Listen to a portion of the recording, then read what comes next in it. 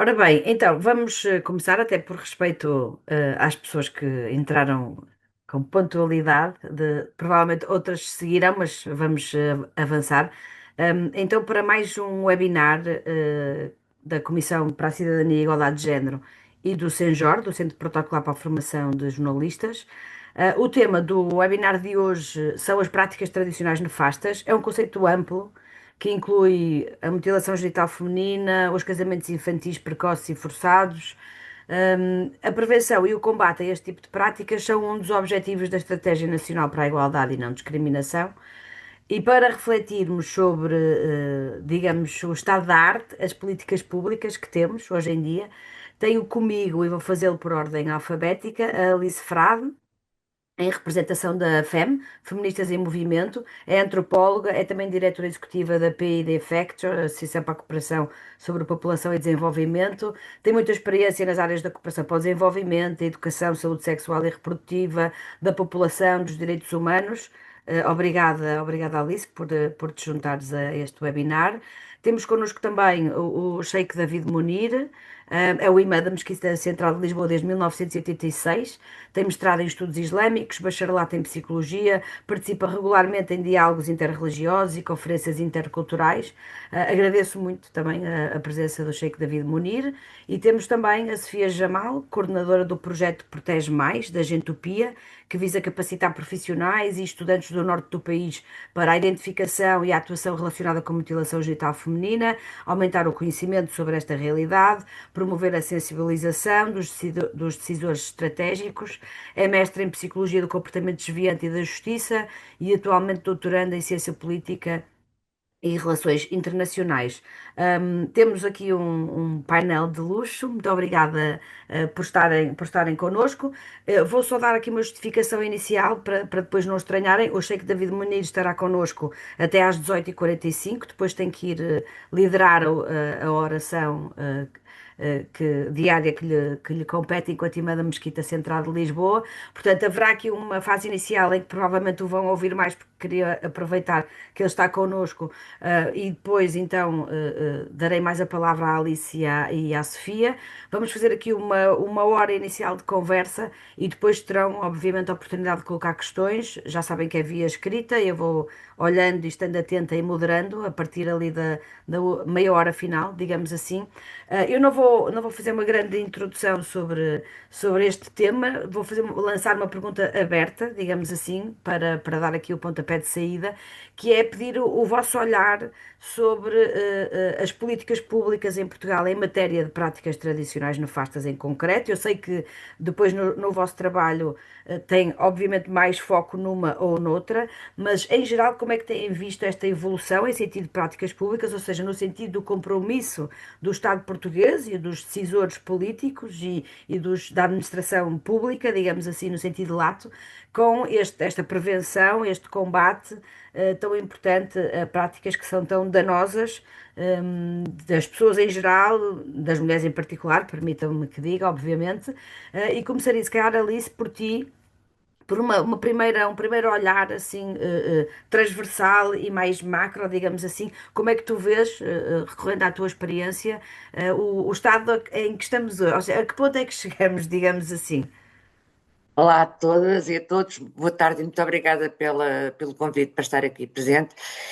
Ahm, a nossa questão é, do ponto de vista das políticas públicas, houve grandes avanços nos últimos anos em matéria de judicialização, criminalização, etc., do que relativamente ao que são práticas nefastas aos direitos humanos das meninas e das mulheres.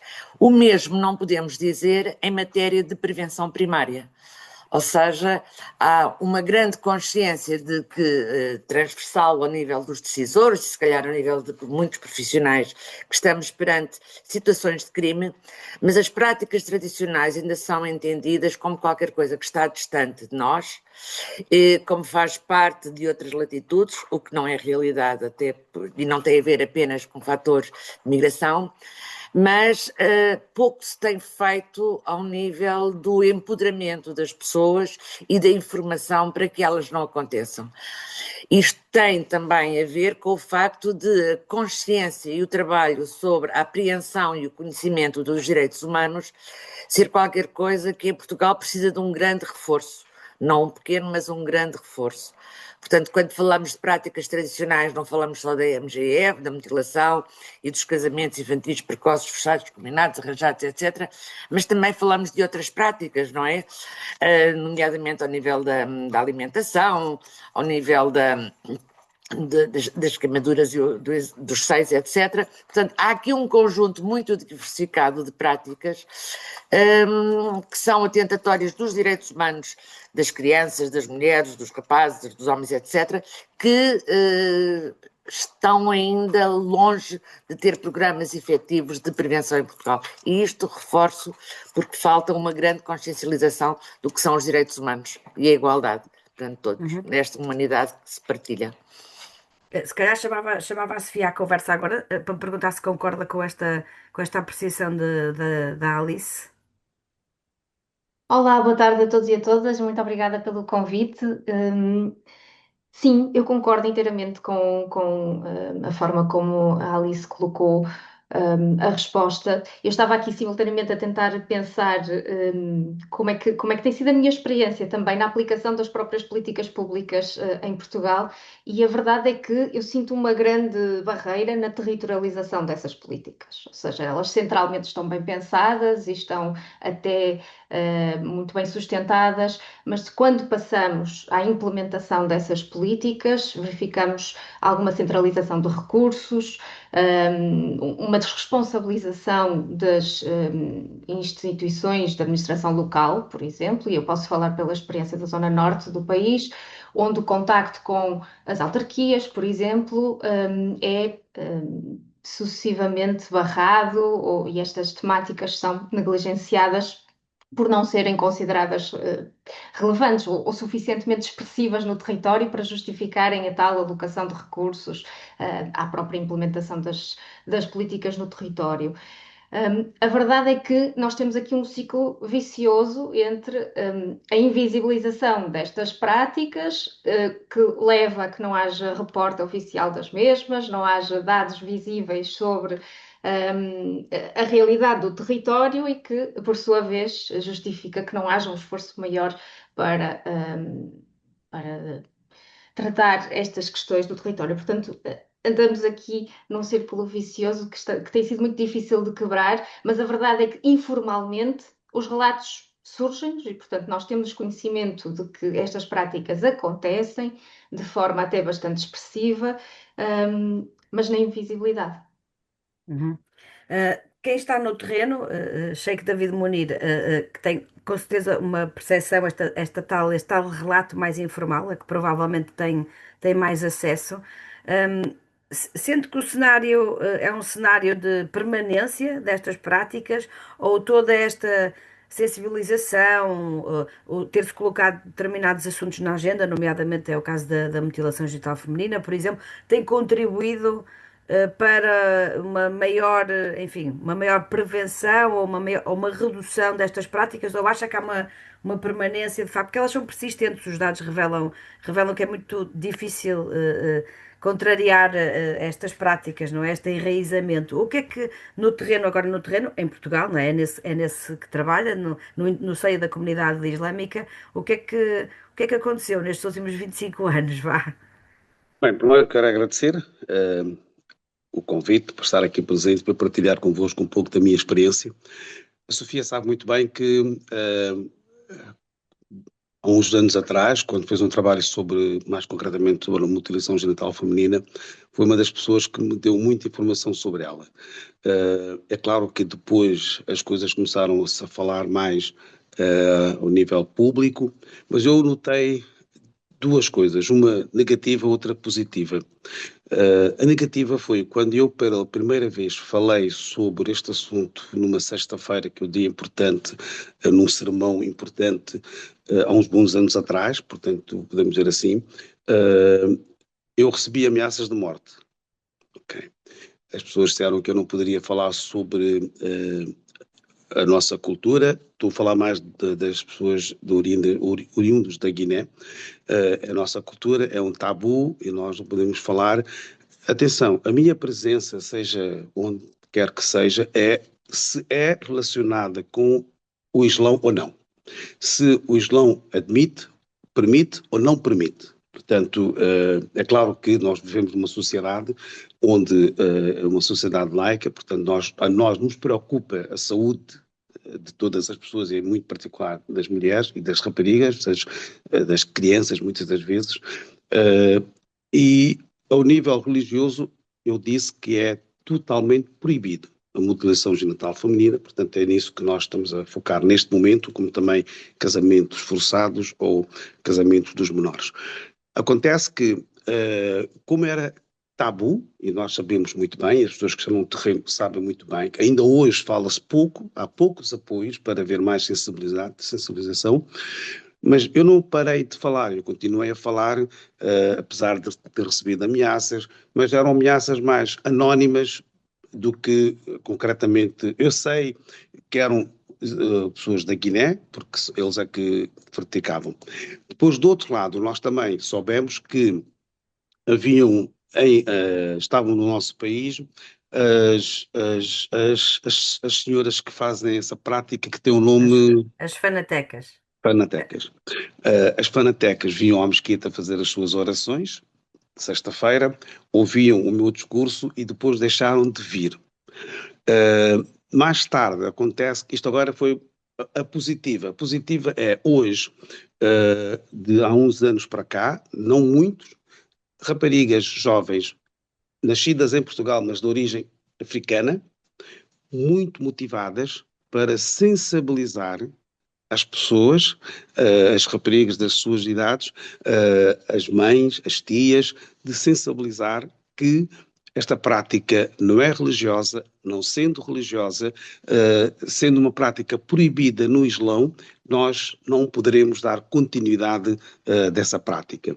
Já fizeram palestras na Mesquita Central de Lisboa, já fizeram fora também, mas apercebi-me que há pouca aderência, há pouca participação, é um trabalho duro e eu acho que concordo plenamente com aquilo que a doutora Alice disse e sublinho o que a Sofia também disse, a doutora Sofia, desculpe, e que há que fazer mais, e mais nas senhoras, porque esta prática toda é feita por senhoras, às raparigas.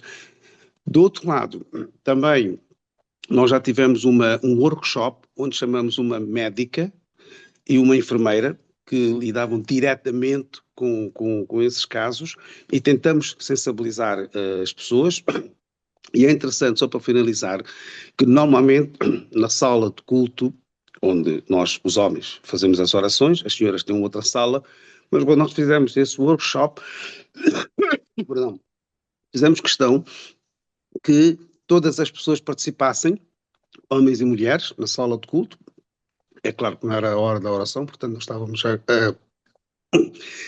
a fazer algo que pudesse ser condenável, mas foi interessante que elas explicaram a experiência que tiveram e os efeitos negativos que isso possa causar, né? Isto é que é mais preocupante e é mais sensível o que pode acontecer se uma rapariga for xizada. Portanto, é isto que, neste momento, que eu possa dizer. Hoje já não é assim tão tabu, mesmo no seio da comunidade queniense residente em Portugal. Portanto, e também sabemos, como eu estava a dizer, que há pais, como sabem que aqui é crime, então levam as crianças para fora, ou para o país de origem, ou para um outro país, e infelizmente conseguem o fazer. E parece-lhe uma prática que tem aumentado, essa de viajarem para os países de origem? Durante as férias de verão, nota-se que sim. Isto dito pela essas jovens que vão fazendo alguns workshops, elas é que dizem. Mas não há uma percepção entre a comunidade, ou seja, no próprio território, aqui no nosso, de que a prática Não, muitas. seja mantida Sim, cá. sim, muito. Não, eu acho que aqui, se for feito, é muito à escondida. é, eu duvido muito e quero acreditar que não seja feito a lado nenhum, quanto mais daqui. Eh, Algumas enfermeiras também detectaram quando a rapariga vai a uma consulta Uhum, eh, de uma pediatra, podemos dizer assim, e ali detectam que há aí qualquer coisa, ou quando a rapariga queixa-se que tenha dor ou algo de anormal e quando vão aos hospitais, mais concretamente pediatria, ali depois detectam que mexeu-se onde não se deveria ter mexido. uhum. O que é que, da sua perspectiva, no sentido quer da ligação que essas comunidades têm com o Islão, porque têm uma ligação bastante, Sim. no caso da Guiné, sobretudo a da Guiné-Bissau, e noutros, que entretanto a população migrante em Portugal, quando comecei a falar sobre este assunto, era uma população radicalmente diferente da que temos hoje, não é? Hoje temos de facto muito mais pessoas oriundas de muitos mais países onde a mutilação genital feminina é uma prática enraizada. Naquela altura, de facto, havia a questão que teve que ser tratada também com delicadeza e cautela, que era muito focada numa determinada comunidade, que é da Guiné-Bissau, que é português falante, coisa que também não é um detalhe, não é? Portanto, obviamente, mas hoje é uma comunidade muito mais vasta, não é? O que é que ou seja, se há esse trabalho da própria Mesquita dizendo que aquilo não é um preceito religioso, um preceito, aliás, há vários imãs, felizmente, em vários países de origem de prática, incluindo na Guiné-Bissau, que têm feito esse trabalho de dizer isto não está nada escrito no Alcorão, no livro sagrado sobre isto, isto não é um preceito religioso que se deva seguir, ao contrário, é uma violação de direitos humanos, não é? Que tem danos conhecidos para a saúde. Porquê que é tão difícil esta mudança, não é? Porquê que é tão difícil contrariar Nós este ainda, fluxo de sim, aumento? nós ainda temos algumas pessoas idóneas que têm uma certa idade. Eu noto que os novos imãs ou os novos líderes religiosos têm uma outra perspectiva. E quando nós falamos, muitas das vezes, é tão enraizada, como a Sofia disse, essa tradição que eles não querem ouvir, nem querem saber, porque lhes foi dito que tem que ser assim e nós fazemos assim. Não há outra forma de não o fazer. E como é que nós tentamos sensibilizar as pessoas? Nós temos, olha, vamos pegar no Islão, está bem? E o modelo para cada muçulmano é a vida do profeta. O profeta teve 4 filhas e nenhuma delas foi mutilada. Uhum, Portanto, se fosse uma prática islâmica, o profeta seria o primeiro a fazer, para dar este exemplo. Nem fez, nem recomendou a fazer e nem sequer pediu às pessoas abertamente ou às escondidas para o fazer. Não. Portanto, este é o exemplo que nós temos, que damos às pessoas. Do outro lado, as pessoas têm a noção e devem calcular que no Islão, todas as crianças nascem inocentes até não atingir a puberdade. Essa é a idade da inocência, até não atingir a puberdade. Rapazes ou raparigas. E são consideradas tão inocentes que, por exemplo, quando falece uma criança, na oração fúnebre, nós não pedimos, ó Deus, perdoa a pessoa que nos deixou e que. Porque é inocente. Se é inocente, não tem pecados também. Isto é para ficar com uma ideia. No Islão, mutilar qualquer parte do nosso corpo é proibido. Mutilar uma pessoa inocente, pior ainda. Mutilar uma parte sensível, privada, quer dizer, as pessoas que fazem isso estão a cometer 3 crimes, não um, 3 crimes.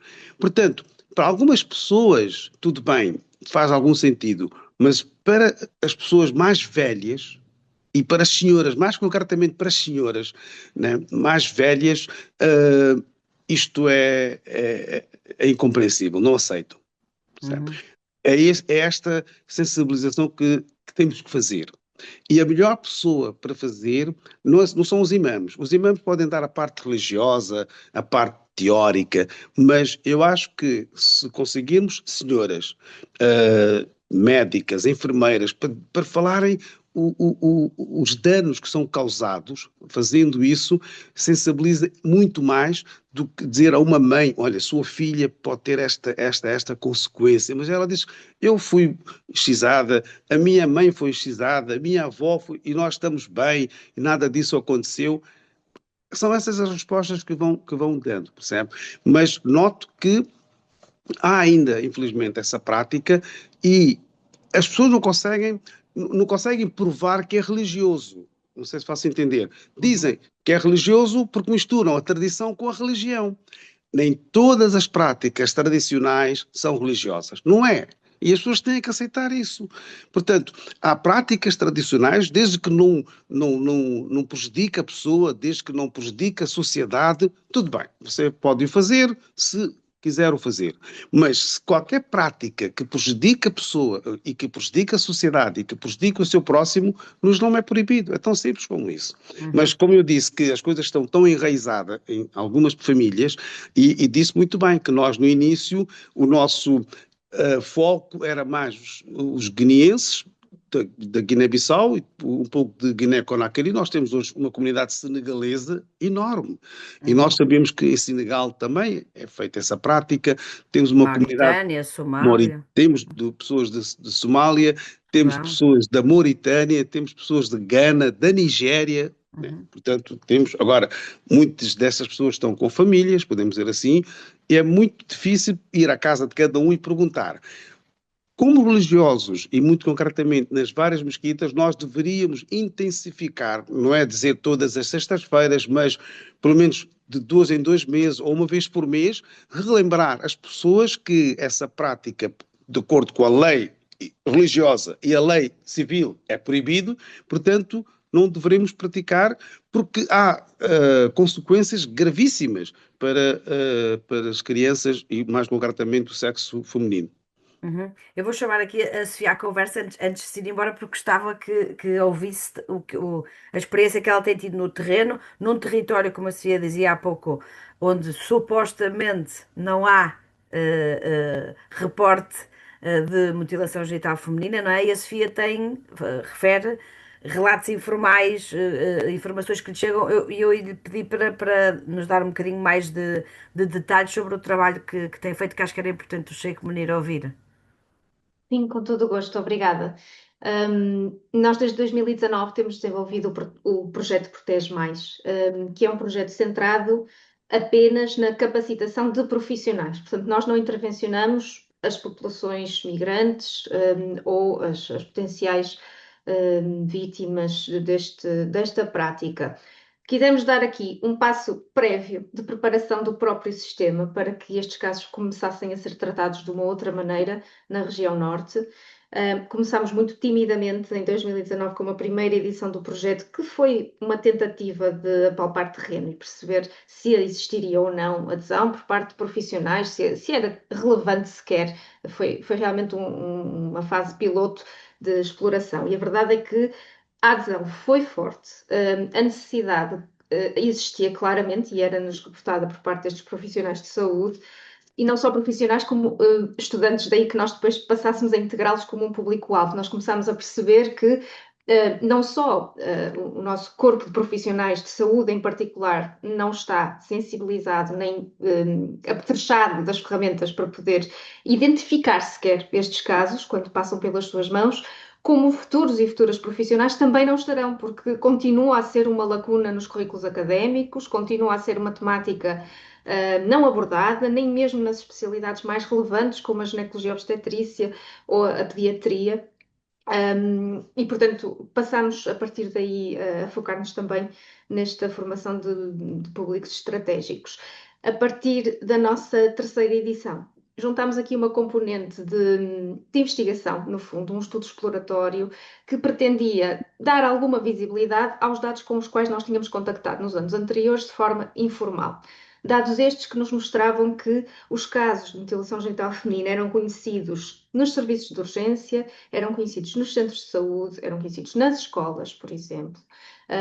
E nós quisemos formalizar um bocadinho esses relatos que nos chegavam através dessa recolha de dados preliminar, uma auscultação por via de um questionário que chegou a 93 foi respondido por 93 profissionais de saúde, e de entrevistas que fizemos também junto de profissionais de saúde e de técnicas de ação social, de apoio a migrantes e de apoio à vítima.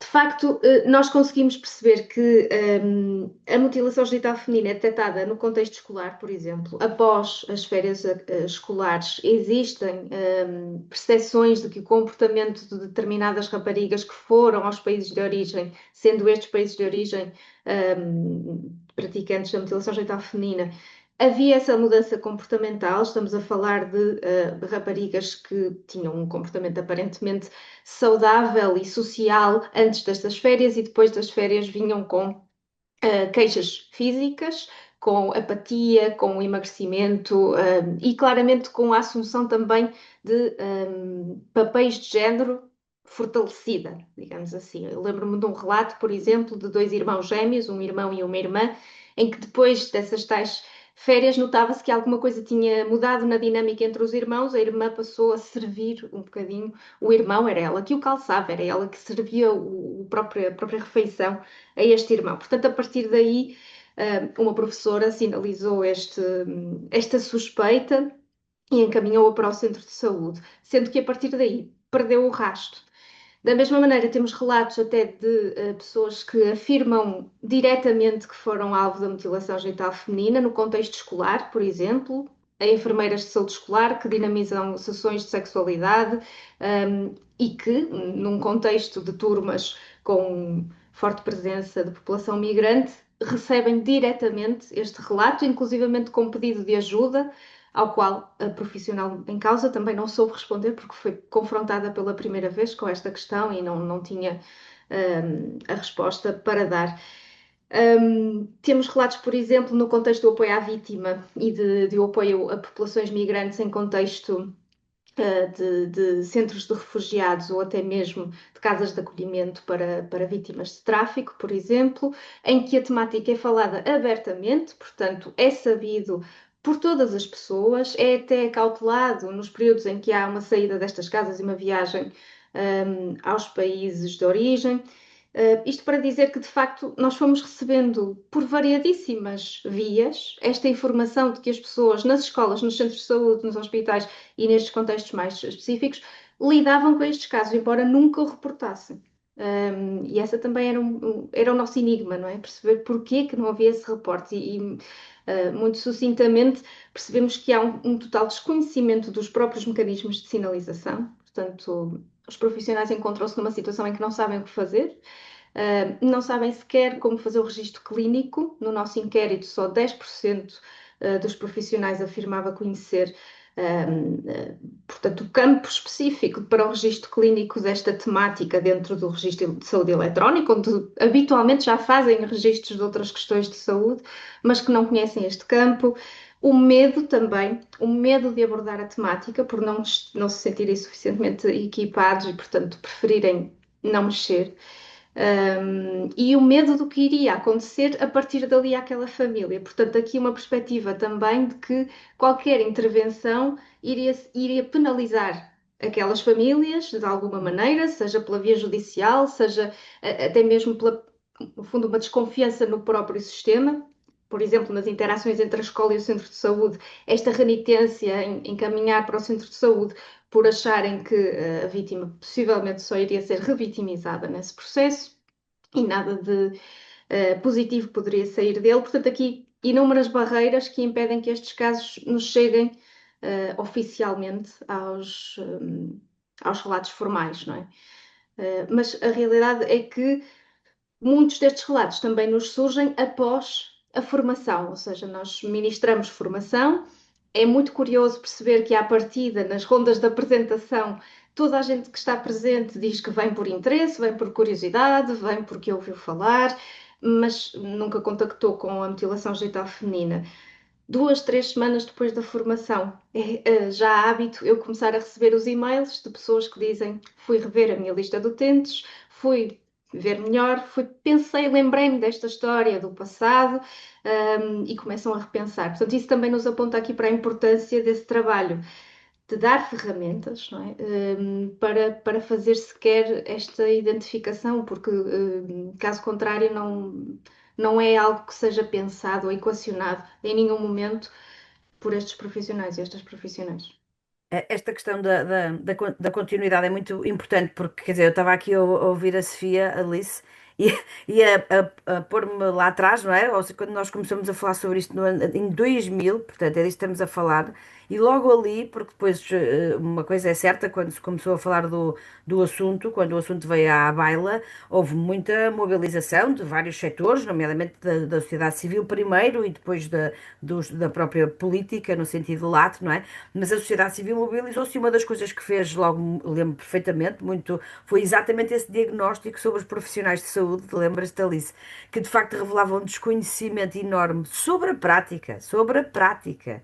Portanto, havia na altura uma larga maioria de médicos e profissionais de saúde e outros profissionais de saúde que reconhecia não saber distinguir uma mutilação se a visse, não é?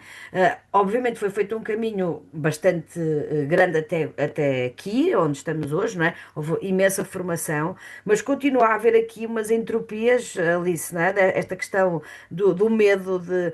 É o medo de afrontar, mas também é o medo de culpabilizar, que eu acho também muito importante que a Sofia tenha dito isto, não é? Porque como há uma consequência para as coisas, às vezes não se quer, de certa forma, atirar a culpa toda assim. Ou seja, que esquema é que se calhar devemos ter montado aqui assim, porque formação tem havido, não é? Tem havido esta aproximação aos profissionais, eu acho que até mais na saúde do que nas escolas. Nas escolas eu acho que houve pouco ainda do que. Em relação ao que eu acho que devia haver, acho que há muito pouco nas escolas, não é? Mas na saúde houve imensa, Alice, não houve. Ou seja, o que é que tem falhado aqui para hoje uma pessoa não conseguir fazer um registro de uma coisa que até é de um passado, nem é de uma coisa que aconteceu agora, a maior parte das vezes, não é? É de uma coisa que aconteceu há não sei quantos anos. Eu não sei se os profissionais de saúde, antes de mais quero agradecer à Sofia toda a informação que foi passando e ao Cheque, também David Munir, estas reflexões, porque eu acho que é fundamental, que são fundamentais estas partilhas. Mas há aqui uma questão que é, os profissionais de saúde vão mudando de serviços frequentemente, não estão sempre nos mesmos serviços. Eu não sei se quando um profissional de saúde chega a um determinado serviço, se ele tem informação do que é mutilação genital feminina, que existem protocolos que existem orientações da Direção-Geral de Saúde, que existe uma plataforma para fazer registro de casos, não sei. Ou seja, eu não sei até que ponto é que não é necessário nós partirmos sempre do princípio que é necessário estar sempre a começar, porque todos os dias há mais profissionais a entrar no sistema e há mais pessoas a entrar. Acho que isso é importante. Tem-se feito, de facto, um caminho, porque foi por aí que se começou, na área da saúde, porque se sentiu que era ali, enquanto direito humano, que as coisas seriam mais facilmente detectáveis, que se poderia atuar. A escola tem estado afastada deste processo, mas está afastada do processo dos direitos humanos. Não é só da mutilação genital feminina, é também dos casamentos infantis precoces e forçados e outros. Portanto, há aqui um trabalho que tem que ser construído. Por outro lado, eu gostei muito quando o Cheque David Munir estava a falar, e desculpa só dar aqui que é a importância de falar com as mulheres e de como isto é uma questão de mulheres. É uma questão de mulheres, mas que tem também como objetivo garantir que aquelas mulheres são reconhecidas pela comunidade e são casáveis, a expressão que não existe em Portugal, mas são casáveis. Eu gostava de perguntar ao Cheque David Munir se também, por exemplo, há raparigas e há países em que a prática acontece, e a prática não acontece só dentro do contexto de muçulmano, atenção, existe também noutras comunidades Uhum. que não têm esta religião. Mas se este trabalho também é feito com os homens, porque é preciso também garantir aos homens que as mulheres que estão, como se dizia, como fizeram algumas campanhas, que as mulheres que estão inteiras, são tão legitimadas para serem mães dos seus filhos e suas companheiras, não é? Quanto aquelas que foram ou não sujeitas à mutilação genital feminina. Eu creio que isto também é importante. E nessa nova geração de estudantes na área da religião, de novos imãs, creio que este trabalho também é necessário continuar a ser feito, não é? Até porque, ao contrário do que muitas vezes parece ser dito, a cultura e religião não são exatamente a mesma coisa, cultura, tradição e religião não são exatamente a mesma coisa, e parece que quando queremos discriminar, pomos tudo no mesmo pote. Pronto, era um bocadinho só isto que eu queria refletir, gostava de ouvir a reflexão do Cheikh David Munir, só por isso. Eu acho que as raparigas depois tornam-se senhoras. Se não fores excisada, é impossível casares. Aos homens dizem que tu só irás casar com uma mulher excisada. Portanto, essa formação errada é dada a ambos. É claro que a mulher preocupa-se mais do que os homens. Eu depois de falar com a Sofia Branco, tive coragem também de perguntar a algumas senhoras, mas sempre com a presença dos terceiros, para não interpretarem mal. Eu vou-vos confessar uma coisa, eu não sabia que essa prática existisse até que a Sofia me dissesse. Eu lembro-me, sim. É verdade. Quando ela fez a primeira vez, eu disse, o que é isto, Sofia? Explica-me. Portanto, se fosse uma prática religiosa, é claro que eu estudei teologia, portanto, é claro que iria saber disso, não é? Portanto, eu não sabia o que era essa prática. Portanto, mas depois percebi-me que afinal está muito, muito, muito enraizada.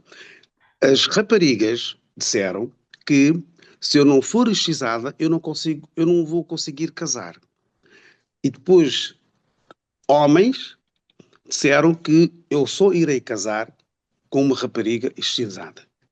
Portanto, eles estão preparados, estão formatados para terem essa escolha, podemos dizer assim. Mas o Sheik vê diferença nas novas gerações? Não, estou a falar, pessoas dá com alguma. A nova geração, homens e mulheres, dizem isto é anti-islâmico, quando estão naquele fervor religioso, isto não tem nada a ver com a prática do Islão, eu nem penso fazer isso, a minha mulher, se não for excisada, é melhor, as minhas filhas não serão, portanto, completamente oposto. Percebe? Há uns que enfatizam que não tem que ser, eu noto que a nova geração é completamente oposto, que não quer. Não está interessada porque aqui a parte religiosa é muito importante. Se de um lado as pessoas fazem porque acham que é religioso e do outro lado as pessoas querem deixar de o fazer porque é proibido na religião. A proibição é muito mais forte do que a permissão, porque não existe permissão. É tão simples como isso. Portanto, eu noto que a nova geração, e estamos a falar dos jovens que nasceram em Portugal, dizemos assim, que estudaram em Portugal, mas não deixaram suas raízes africanas, podemos dizer assim. A cultura africana é uma cultura muito ampla, muito vasta, não é só isso, né? Podemos dizer assim, mas essa prática está fora do fazerem, rapazes e raparigas. Porquê é que eu digo que o papel da mulher é muito importante? Porque são elas que influenciam. Imaginemos uma mãe não quer que a sua filha seja excisada. Não quer. Tenta desviar, tenta evitar, não quer. Está sensibilizada que isto irá prejudicar a minha filha, etc. Tem a tia, tem a avó, tem as pessoas mais velhas ou as pessoas da mesma idade que influenciam de uma tal forma, e muitas das vezes já houve casos em que a mãe nem soube, a tia que mandou fazer, foi a avó é que o fez, e depois já está feito. Portanto, há uma influência enorme da família toda, não é só Alargada. de uma só pessoa, ou de uma mulher ou da mãe, são os tias. Portanto, e isto é que E nós temos que quanto mais idade, mais influente, não é? Exatamente. Depois, quanto mais cedo eles tentam fazer, porque é muito mais discreto, quanto mais cedo do que quando a rapariga crescer, e depois ali ela já tem a noção de que estão a mexer com algo, com o meu corpo, do que quando era mais nova, quando era ainda mais nova, claro. E nós temos um papel muito importante. Agora, aqui só para finalizar esta parte, aqui vem eu tenho muitas limitações, porque eu não sou guineense. A minha pele não é escura. Não, é morena, vá. Não sou assim tão branco, nem sou assim. Mas não tem o mesmo impacto de que um imã de origem africana, percebe? E que falasse em fula, ou em mandinga, ou em crioulo, do que falar em português, porque muitas das pessoas não poderão conseguir expressar, mas poderão ter alguma dificuldade de perceber, percebe? E assim, E, mas não existem em Lisboa?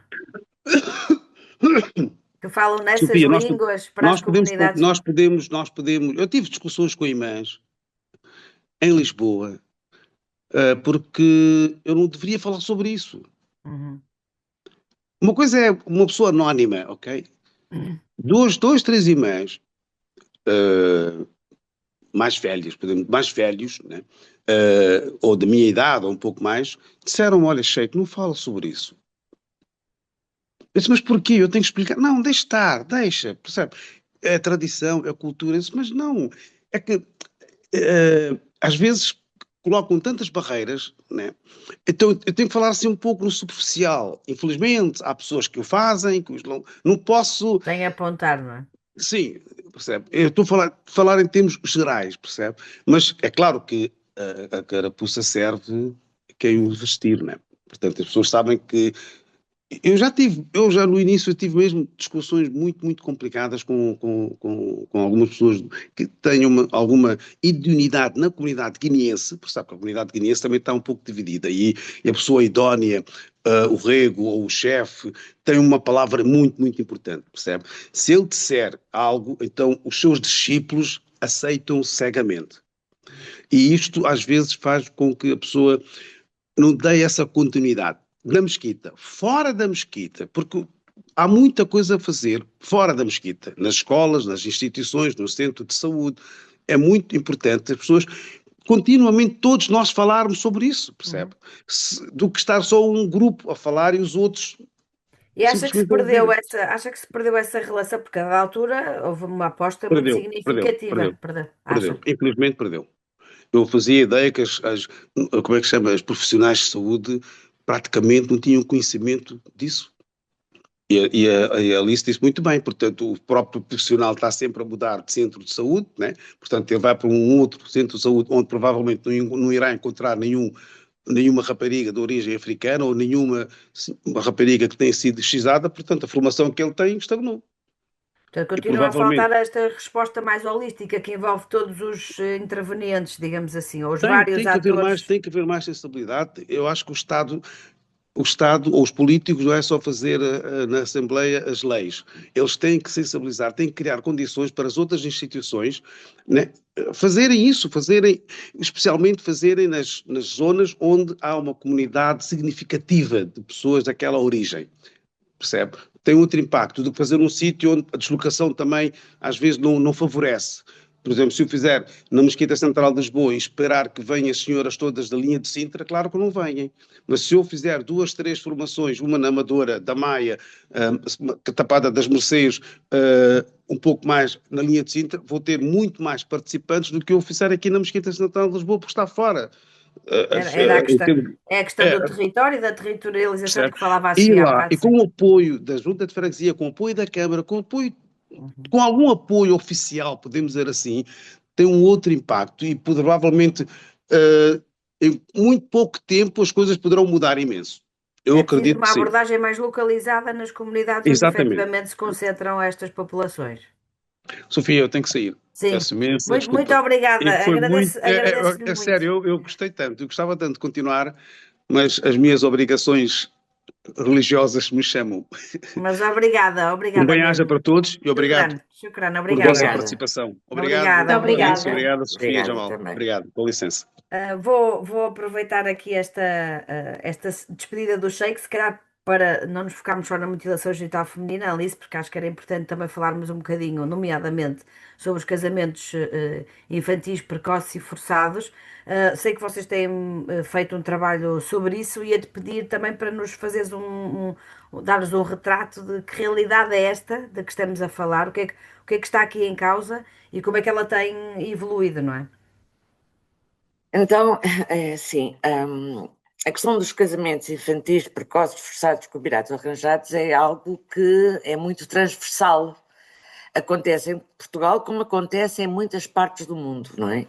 Nós temos, eu ainda à tarde ainda fui ver se consegui identificar com que idade é que as rainhas portuguesas casaram todas. Houve muitas que casaram antes dos 15 anos.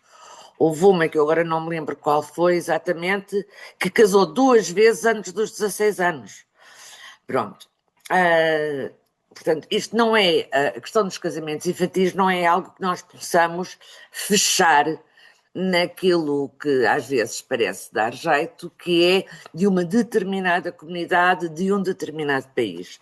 Nós sabemos que hoje existem em Portugal raparigas e rapazes que foram casados antes dos 16 anos, antes dos 18 anos, de acordo com a legislação, que fazem parte de têm diferentes origens culturais, diferentes origens geográficas. Não é apenas a comunidade, sei lá, de Moçambique. Nós sabemos, por exemplo, que em Moçambique um dos problemas que existe são os casamentos. Em Moçambique não chamam casamentos, chamam uniões, as uniões precoces, infantis, etc.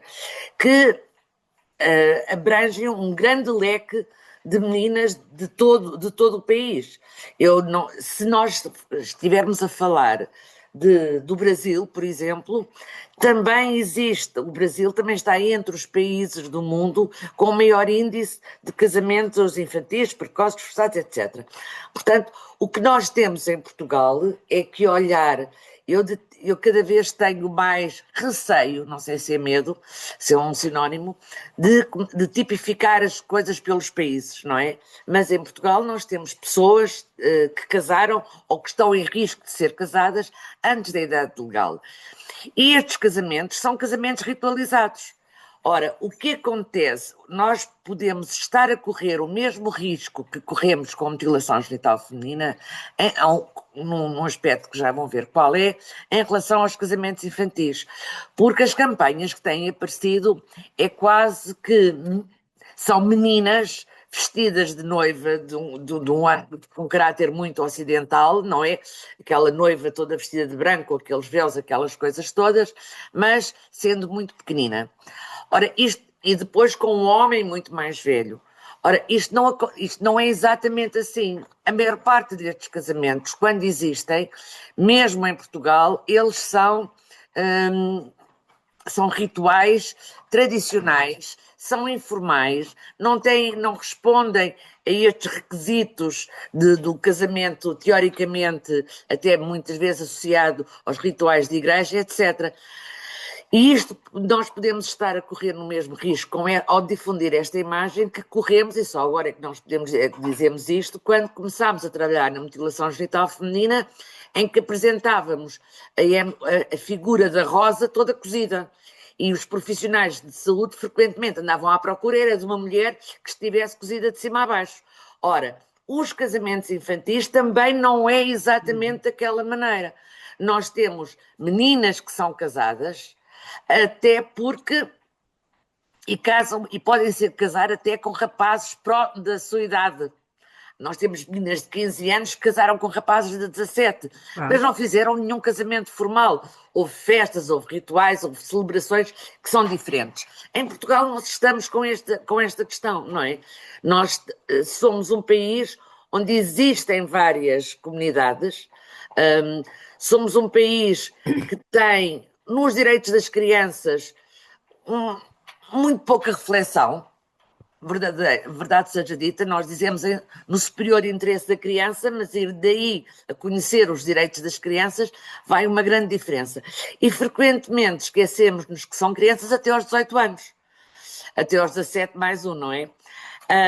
Isto é muito importante que seja feito e é necessário que seja reforçada a formação e o empoderamento das raparigas.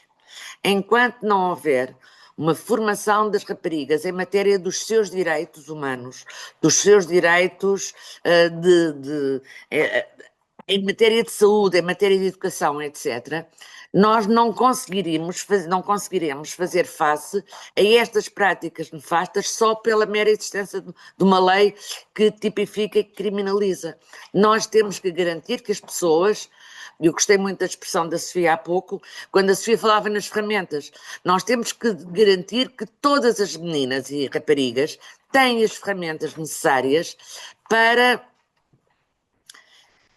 não sei se é fugir a palavra certa, mas para dizer não, mas para evitar, mas para reagir a um casamento que elas não desejam.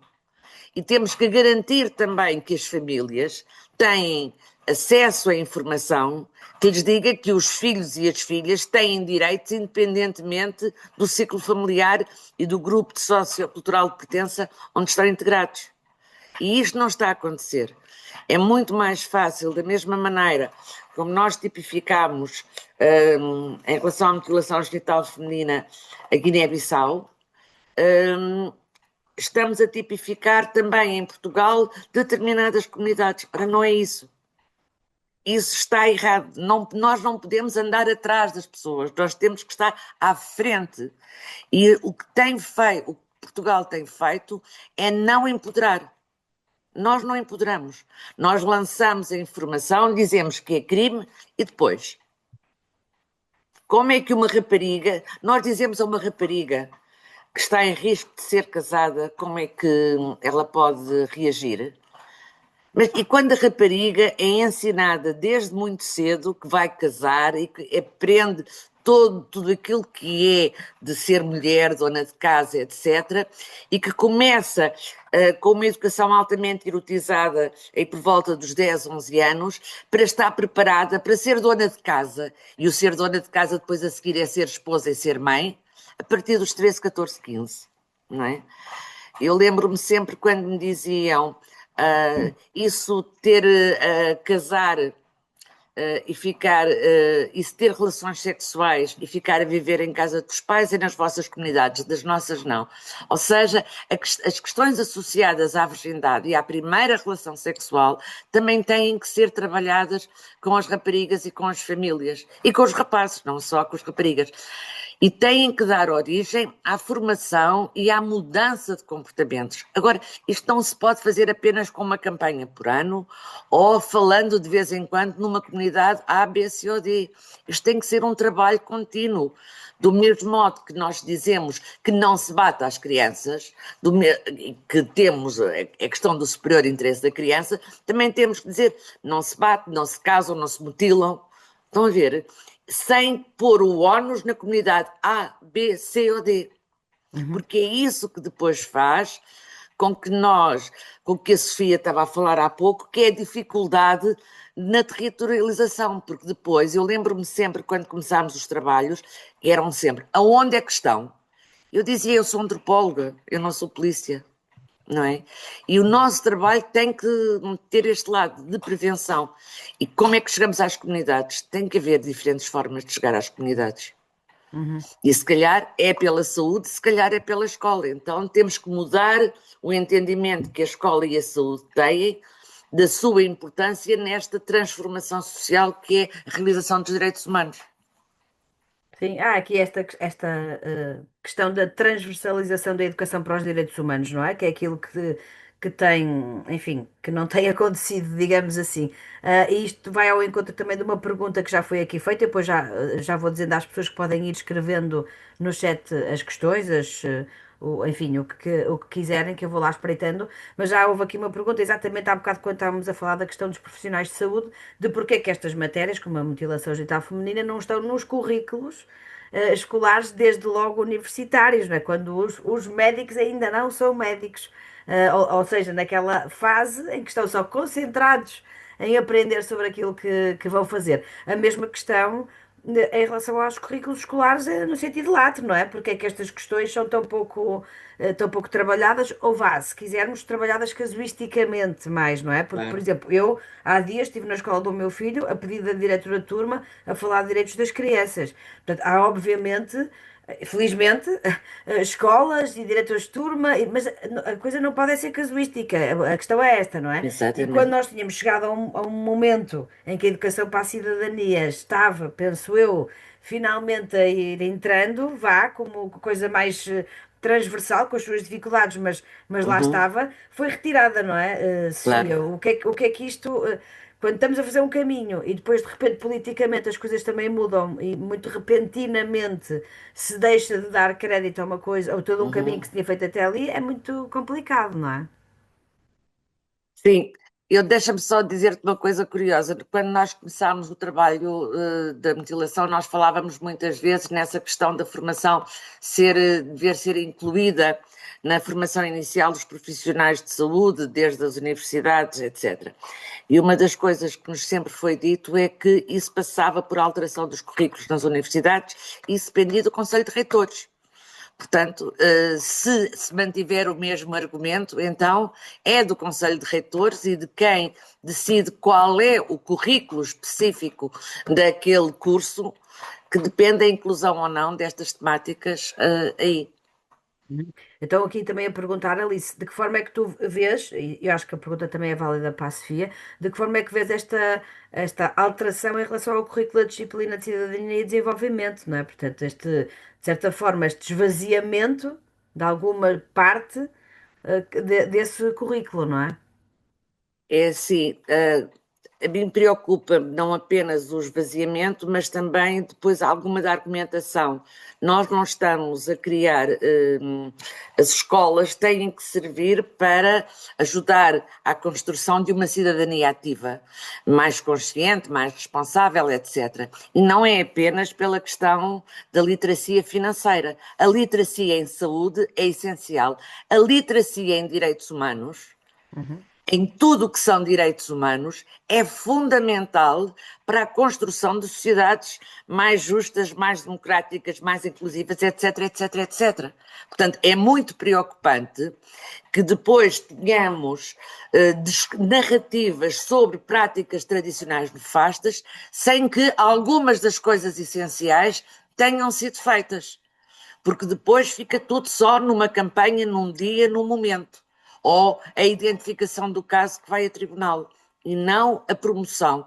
A escola não se pode, a escola e as estruturas de apoio às crianças, adolescentes e jovens não se podem separar desta responsabilidade maior que é a promoção, a defesa e o ensinar direitos humanos, ensinar o respeito e o consentimento, todas estas questões, a própria empatia que agora tanto se fala.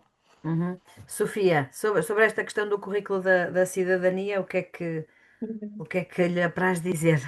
Sim, curiosamente eu estava aqui a pensar que até muitas vezes o que acontece é nós ouvirmos relatos dos profissionais que nos chegam a dizerem que o único contacto que alguma vez tiveram com a temática da mutilação genital feminina tinha sido na disciplina de cidadania. Porque viram o filme O Nome da Rosa, por exemplo, foi passado nessa aula, ou nas aulas de psicologia, até A no flor do ensino secundário. A deserto. Flor do Deserto, estou a confundir já, peço desculpa.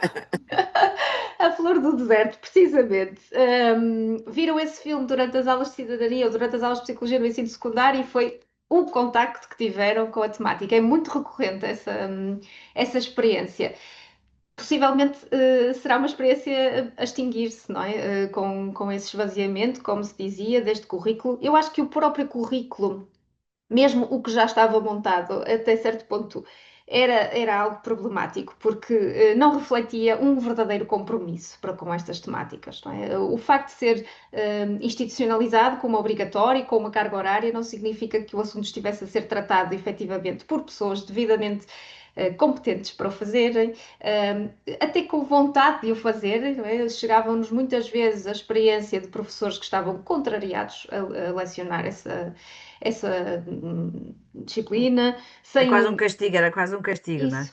Isso, e portanto, também não se podem esperar resultados positivos quando as coisas são feitas dessa maneira, parece-me. E isso potencialmente poderá ter contribuído até para o desgaste da temática, para as resistências, para algumas situações não tão felizes que aconteceram e que depois se propagaram e foram muito aproveitadas e instrumentalizadas pelos movimentos mais populistas. Mas sim, a mim preocupa-me muito, até não só nas matérias relativas às práticas tradicionais nefastas, mas do ponto de vista da igualdade de género em geral no nosso país, das violências contra as mulheres em geral, da violência doméstica, que, como sabemos, continua a ser absolutamente flagrante no nosso país e que quando nós retiramos estas camadas de discussão, de reflexão na escola, estamos a deixar que muitas destas crianças e muitos destes jovens fiquem à mercê das dinâmicas que encontram nas suas próprias casas, que observam na comunidade e que são elas mesmas tóxicas e violentas e são os modelos com os quais estas crianças vão crescer. Eu, curiosamente, hoje mesmo de manhã estive numa escola e a fazer uma sessão sobre igualdade de género e fiquei até algo chocada, aproveito para partilhar convosco, com a quantidade de referências à violência que eu ouvi por parte dos próprios docentes. Durante o intervalo na sala de professores, dirigidos às próprias crianças, a certa altura uma docente dizia que ia levar as crianças, portanto tínhamos terminado a nossa sessão, iam levá-las então para a sala de aula para continuarem a sua aula e a brincadeira que fez foi que, bem, eles agora vão ser todos espancados. Eu fiquei absolutamente lívida porque não vi sequer nenhum propósito para esta afirmação, mas percebi que era um discurso completamente difundido, portanto, parte também do próprio corpo docente, esta legitimação do uso da violência até verbal para com as crianças. Nós depois deparamos-nos com um sistema judicial que reproduz também essa visão, e há pouco, quando a Alice falava dos direitos das crianças, só me ocorria de facto o sistema de justiça e o quanto negligencia o superior interesse das crianças, com o qual me deparo também diariamente, o desrespeito por esse superior interesse, no cruzamento, por exemplo, da temática da violência doméstica com os tribunais de família e menores. E enfim, isto para dizer, sem me alongar muito mais, que retirarmos cada vez mais a exposição das crianças e dos jovens às temáticas de cidadania, às temáticas de direitos humanos, às temáticas de igualdade de género, só vai trazer maus auspícios para o futuro das relações no nosso país, digamos assim, sejam elas familiares, entre colegas, entre parceiros íntimos. Eu acho que esse caso que trouxe da linguagem utilizada pelos próprios professores, eu acho que é muito. Enfim, está a generalizar, está a naturalizar-se uma linguagem que é muito mais agressiva, não é? E que tem, obviamente, a ver com o contexto político que, entretanto, temos. E eu, nesse sentido, gostava de vos perguntar, enquanto pessoas que trabalham naquilo que nós chamamos sentido lá de sociedade civil, não é? Em projetos, diretamente com as comunidades, em que é que. Em que é que dificulta a vossa ação, digamos, este contexto político em que vivemos agora, não é? E em que medida tem sido mais ou menos difícil, vocês dirão, aceder a financiamentos, enfim, a parcerias, para aquilo que têm feito no terreno? Acho que era importante termos aqui a vossa opinião sobre isso. Bem, Sofia, posso começar? Oh, Sofia, Sofia Branco. Então é assim, hum, a questão dos recursos, nunca há recursos, mas o que é um facto é que a prevenção não tem os recursos necessários. E nós vemos isso, tu há pouco estavas a falar da dimensão casuística, eu lembrei-me sempre de quando era, Portugal estava entre os países da Europa com maior índice de gravidez adolescente, como as pessoas se sentiam altamente envergonhadas e havia um forte investimento até na educação sexual para diminuirmos esses números. Depois foi a questão do VIH-Sida, foi exatamente a mesma coisa. Parámos com esse tipo de trabalho, ao ponto de, ainda hoje, ao que parece, os números em Portugal estão a começar a subir, como é numa série de outros países, porque também aí não tem havido prevenção primária, não é? Agora, os recursos para as organizações da sociedade civil são cada vez menos. Por outro lado, como a sociedade civil é um setor altamente profissionalizado em Portugal, o que acontece é que, havendo menos recursos, as organizações começam a ser especialistas em várias temáticas. Tu tens organizações que trabalham todas as temáticas possíveis e imaginárias porque têm ordenados para pagar ao final do mês. Pronto, basicamente tens aqui uma questão. A outra questão é a dificuldade das organizações. Nós fizemos na associação, na PD Factor, um estudo há relativamente pouco tempo, em que nos dizem que existem financiamentos para as organizações cumprirem as agendas dos Estados. Desculpem, mas a minha cadela está... Só um minuto. Carmen.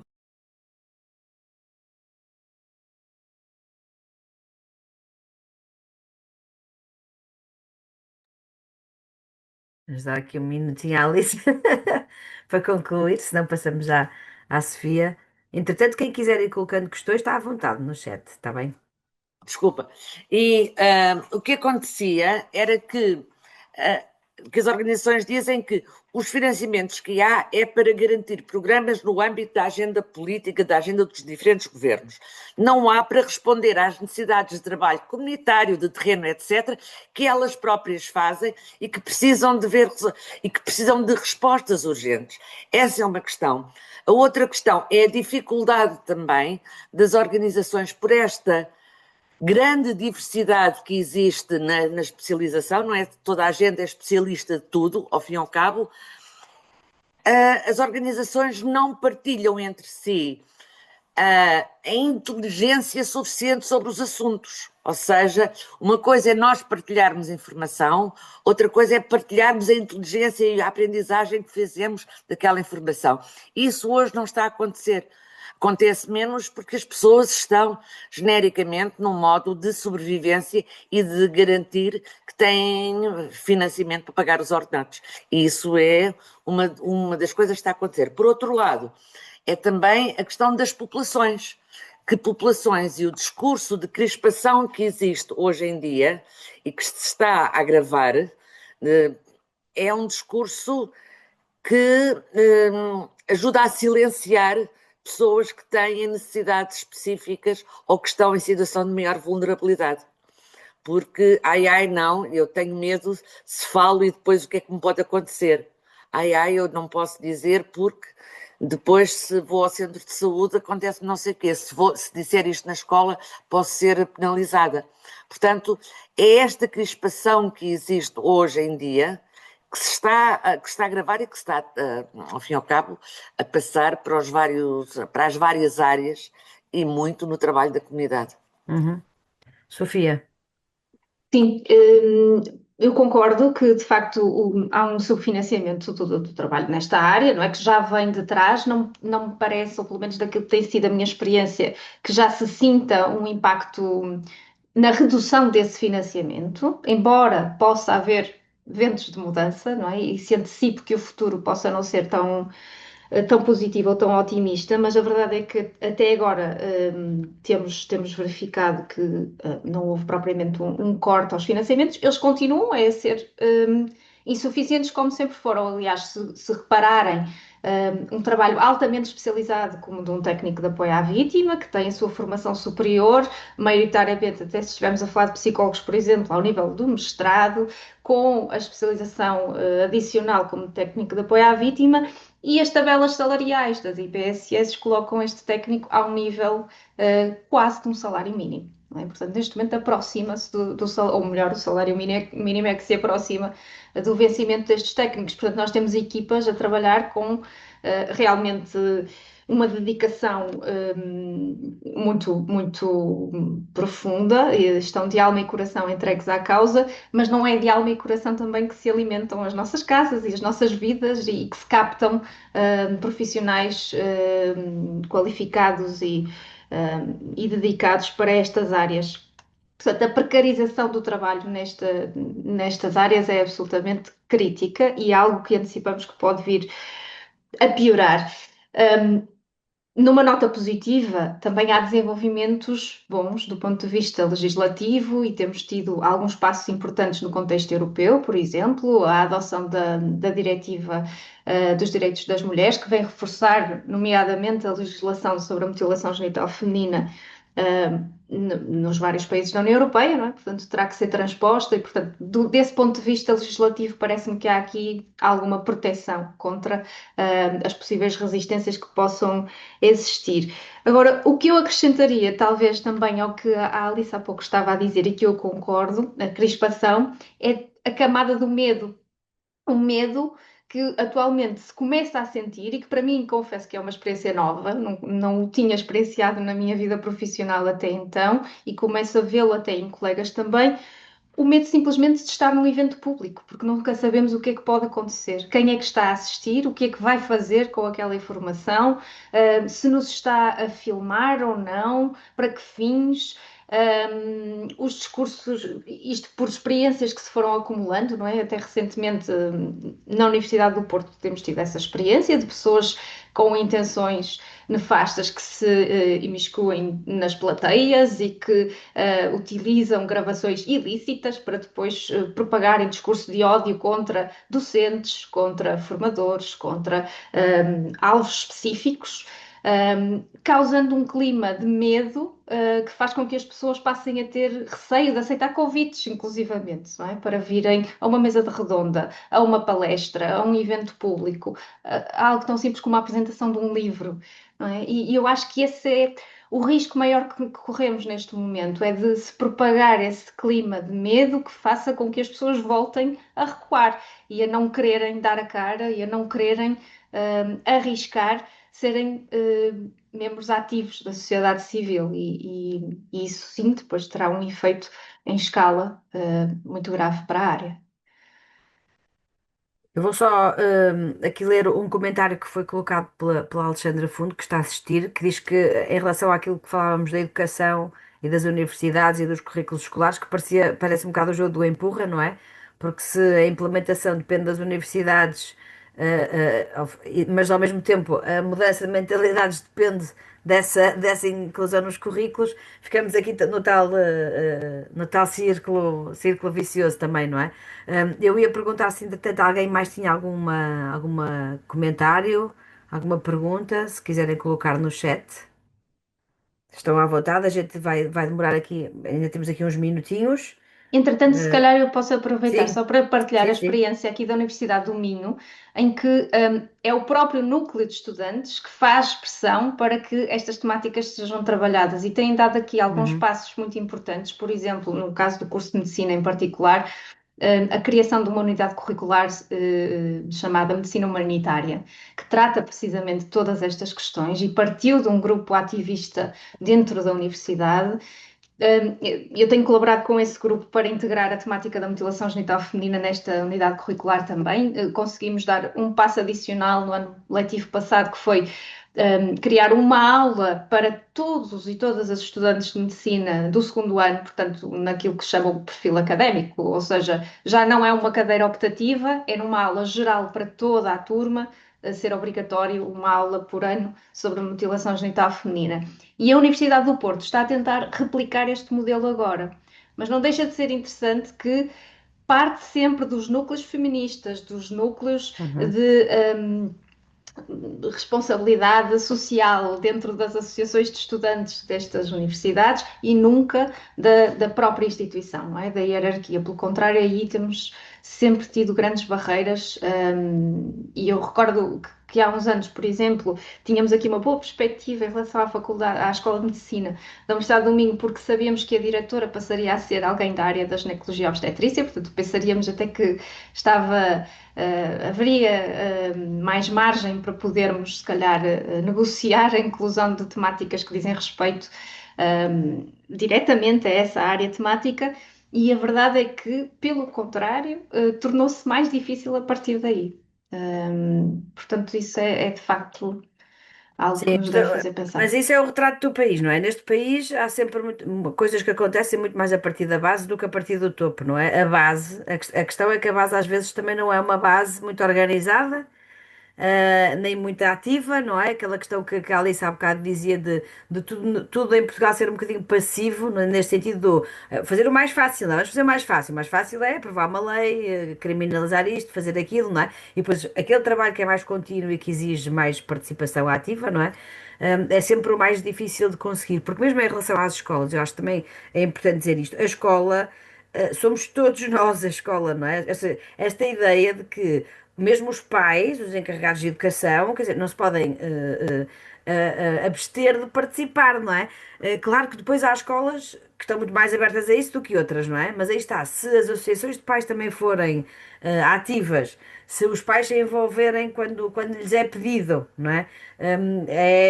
Também pode resultar em maiores mudanças, não é? E essa maior participação pode depois chegar ao topo já quase com um facto consumado, no sentido isto vai ter que acontecer, porque já fizemos todo um caminho até aqui. Eu acho que esses pequenos passos são importantes, claro que é sempre muito triste, isso acontece infelizmente em várias áreas, não é? E acontece até muito por mulheres, que é uma coisa que me surpreende sempre muito, não é? Quando as mulheres chegam a cargos de topo, nós sabemos isso de estudos que estão feitos, não é? Muitas vezes replicam a forma como se atuava naquele cargo de topo, não é? Ou seja, e perde-se uma grande oportunidade de fazer a mudança, porque em vez de se estar a tentar mudar o sistema, não é?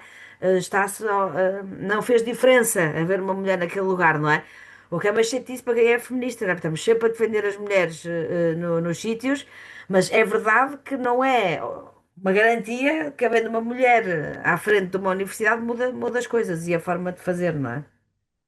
Que isto leva tudo muito mais tempo.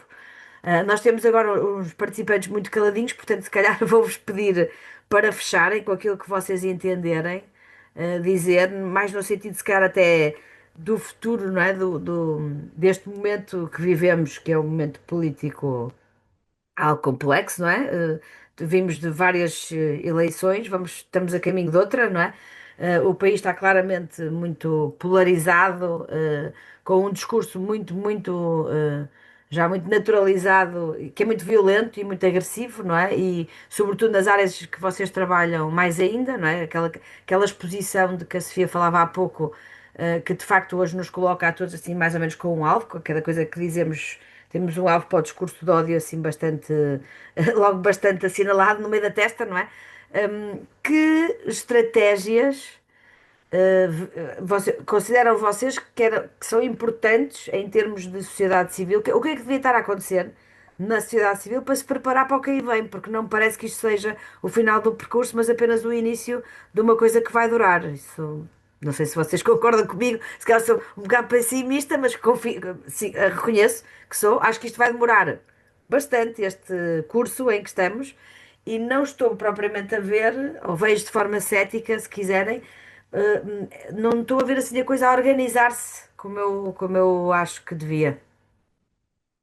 Eu vou só lembrar que há uns meses estávamos a conversar sobre alterações e vi uma amiga destes percursos que dizia: temos que voltar a encontrar-nos, temos que voltar a falar, temos que voltar a estar presentes nos sítios e apoiarmos-nos umas às outras. E não são só mulheres apoiarem mulheres, mas são as organizações apoiarem-se as organizações, e perceber que o que vier aí não, ou o que estiver para vir, não vai atingir A, B, C ou D, é o alfabeto todo e as variações, porque nós vivemos numa sociedade e fazemos parte de gerações que assumiram que os seus direitos humanos eram adquiridos, não era? Que a legislação que tínhamos, tudo isso, eram tudo direitos adquiridos, e o que nós estamos hoje a ver é que não são direitos adquiridos, muitos deles são direitos em perigo, e se nós não nos juntarmos, se não identificarmos aquilo que nos une, o nosso denominador comum, que também são as causas que nos unem. E é fundamental que nós façamos isso, é fundamental que voltemos a falar, é fundamental que não tenhamos medo das palavras, a palavra reivindicar faz parte, as organizações da sociedade civil fazem parte também daquela economia do cuidar. O cuidar não é só o cuidar em casa, não é?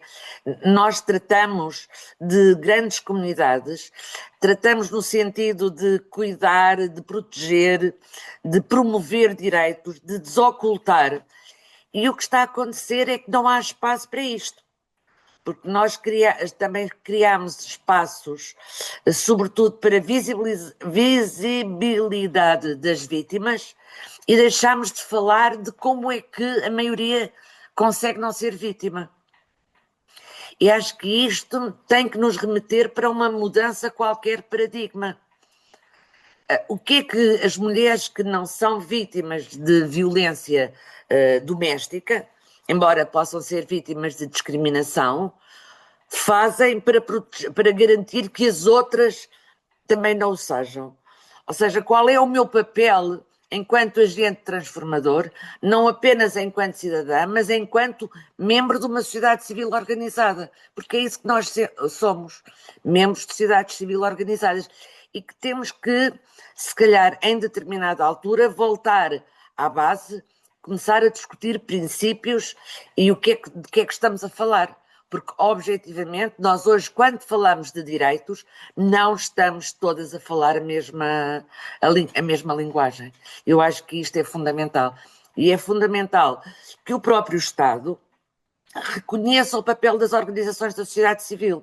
Nós, em Portugal, não temos uma prática de haver empresas que se juntem e ajudem ao financiamento de programas da sociedade civil, ou de fundações que se juntem e que se apoiem as organizações da sociedade civil, como existem noutros países, nos Estados Unidos, no Reino Unido, etc, etc. Aqui, frequentemente, as empresas e as fundações juntam-se para apoiar o Estado, para o Estado depois apoiar as organizações ou para fazer os seus próprios projetos. E uma das questões que nós temos que questionar é para onde é que vamos? Porque daqui por uns anos, depois destes PRRs todos acabados, que dinheiro é que fica para a igualdade de género e para os direitos humanos que têm sido até aqui dependentes de projetos europeus? Essa é a minha questão. Mas eu sou otimista, não sei até quando. Obrigada, Sofia. Obrigada, Sofia, Jamal também. Sim, obrigada, eu também. Eu concordo inteiramente com o que foi dito e acho que a sociedade civil tem que investir em aprender até amplificar as suas vozes, não é? Da mesma forma que as vozes opositoras se amplificam a si próprias e conseguem escalar as suas mensagens. Temos que ser capazes de fazer o mesmo e acho que isso não vai acontecer pela via da antagonização desse outro lado. Acho que esse discurso cansa facilmente quem ouve e afasta, e precisamos de conseguir criar redes, criar massa, não é? No fundo, massa crítica para juntar à causa. Se calhar não dando por garantido precisamente também que é evidente para todas as pessoas pelo que é que estamos a lutar e o que é que pode estar em causa, não é? Porque se calhar há aqui também alguma perda de memória histórica, pessoas que nunca sequer experienciaram ou equacionaram ou sabem de qual é que é o percurso dos direitos das mulheres, por exemplo, na nossa história recente, e portanto também não percebem bem o impacto das ações opositoras que eventualmente possam ganhar espaço no futuro próximo. Acho que precisamos de ser mais vocais a esse nível e de manter o foco, não nos desviarmos indo ao arrasto daquilo que está a acontecer, não tentarmos reagir apenas, mas manter o foco e ser vocal. Oh, Sofia, deixa-me só Sim, acrescentar sim. uma coisa. E não nos esquecermos de, quando pensamos em práticas tradicionais nefastas, não pensamos só em discriminação de género e em matéria de direitos humanos. Falamos também muitas vezes em situações de pobreza e de pobreza extrema. Porque quer a MGF, quer os casamentos infantis precoces e forçados também estão ligados à pobreza e nessa pobreza há discriminação que as meninas são sujeitas em matéria de acesso à educação. Uhum. Porque nós temos hoje em dia meninas que são moeda de troca para sair de um país. Temos meninas que são moedas de troca para garantir que a família tem um melhor pacote financeiro ao final do mês. Portanto, e a própria mutilação genital feminina também tem a ver com estas questões. Portanto, há quase que uma certa tolerância a uma cultura de pobreza. Será que nós podemos dizer isto? Não sei. Mas eu Uhum. queria, não podia esquecer esta questão também da pobreza que está aqui metida no meio disto tudo. Bom, com maior ou menor otimismo, vamos seguir em frente, com ânimo, aqui também respondendo a um comentário que foi deixado aqui no chat. Não vamos desistir, ninguém larga a mão de ninguém, é uma frase super importante. Agradeço-vos às duas por aquilo que nos trouxeram, também ao Sheikh Munir que já nos deixou aqui no debate, acho que foi muito, muito interessante, ainda bem que estas conversas estão a ser gravadas. Estes webinars 5 Sem Hora ainda continuam, ainda haverá mais duas sessões. Agradeço a quem participou e desejo-vos uma boa noite. Obrigada. Obrigada também e obrigada Alice e ao Sheikh Munir pelas partilhas. Obrigada a todos e a todas. Obrigada.